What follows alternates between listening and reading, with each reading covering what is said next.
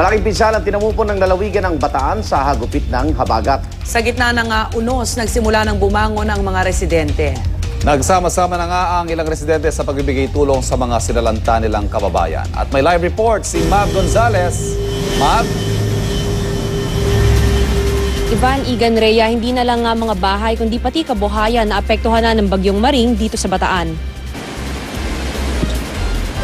Ganito kalakas ang buhos ng ulan sa lungsod ng Balanga. Pero di tulad ng mga nakalipas na araw, pahinto-hinto rin naman ang ulan kaya hindi na gaanong tumaas ang baha.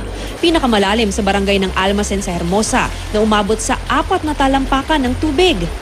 Ang Layak Junction, di pa rin nadadaanan ng light vehicles. Ngunit nakakadaan dito ang mga bus na biyaheng Maynila. Ang bahay ni na Jude, hindi nakaligtas sa matinding baha at ulan nang tumama ang bagyong Maring sa Balanga City. Pero matapos maglimas ng tubig sa loob ng bahay, dumiretso na siya sa relief operations na isinasagawa ng paaralan niya para tumulong sa mga nasalanta. Pagising po namin nung mga 5 a.m. po nun, sa labas po ng bahay, nasa bewang na po. Ba't naisipan mo na yung bahay mo binaha na? Ba't naisipan pang mag-volunteer ngayon dito sa school? Actually, kahapon nga po, kahit po binabaha kami, gusto ko pa rin pong pumunta rito. Kasi po, parang iniisip ko, doon sa bahay namin may kinakain ako. Kahit binaha kami may kinakain. Pero yung kamusta na lang yung ibang nasalanta na nakatira na sa bubong, wala silang makain, wala silang tutuluyan. Ako meron pa, kaya po parang naantig ako, gusto kong tumulong. Nasa 70 estudyante ng Bataan Peninsula State University ang nagtulong-tulong kanina para mabigyan ng relief goods ang mga nabaha sa Hermosa at Dinalupihan. Galing din sa kanila ang pinambili ng pagkain pinamigay. Sa ngayon, mahigit 360,000 na tao na ang apektado sa probinsya. May mga nananatili pa rin sa evacuation centers. Sa bayan ng Orani, isang malaking dagok ang dinanas ng mga may palaisdaan nang umapaw ang tubig. Tinatayang 3,200 hectares ng fish ponds ang apektado, katumbas ng mahigit 300 milyong pisong halaga ng mga bangus, hipon at alimango. Nung mula ho nung Lunes ng umaga, may inabawan na ho kami. Huhulihin na ho namin yan. Kasi nagkahalo-halo sila. Yung iba bagong similya pa lang o yung iba medyo malalaki pa lang. Yung iba malalaki na. Pagka ho ganyan pag binenta, mas mura ho, no?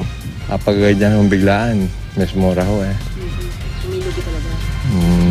Nalulugi ho talaga. Almost 400 million ang damages sa palay, gulay at sa mga fish ponds. So medyo malaki yung naging damage sa ating mga farmers at sa agriculture sector. Nasa 150 milyong piso na rin ang partial amount ng mga nasirang sakahan. Sa kalsada, pinatunayan ng mga residente na ang Pinoy maparaan talaga kahit sa gitna ng delubyo. Para sa mga tao dito sa Orani, blessing kapag malakas ang ulan kasi yung mga isda na nandun sa dagat, nagpupuntahan dito sa National Road, tsaka pwede sila mamingwit. Kuya, ano ba pwede natin mahuli dito? Mga tilapia, mga hito, ganyan. Marami talaga makukuha.